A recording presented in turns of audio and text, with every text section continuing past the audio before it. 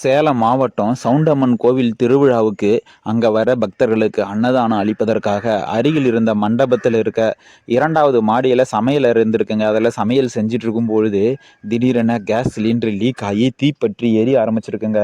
உடனே பதற்றம் அடைஞ்ச அவங்க நல்ல வேலையா அந்த கோவில் திருவிழாவுக்கு பாதுகாப்பு பணியில் ஈடுபட்டிருந்த தீயணைப்பு வீரர்களுக்கு தகவல் தெரிவிச்சிருக்காங்க.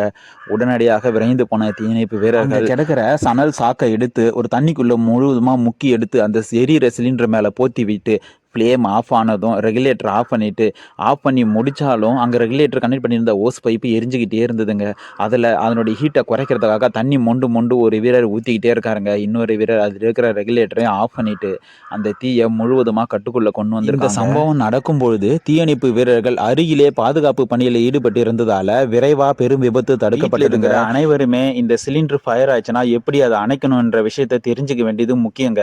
அதுக்கான வீடியோ லிங்க் டிஸ்கிரிப்ஷனில் கொடுத்துருக்கேன். பார்க்காதவங்க பார்த்து தெரிஞ்சுக்கங்க. கூடியவர்களுக்கு ஷேர் பண்ணுறது இல்லாமல் வீடியோவுக்கு லைக் பண்ணிவிட்டு கமெண்ட் செக்ஷனில் வீரர்களுக்காக ரெட் ஹார்ட்டின் ஒன்று கமெண்ட் பண்ணிட்டு போங்க. நன்றி, வணக்கம்.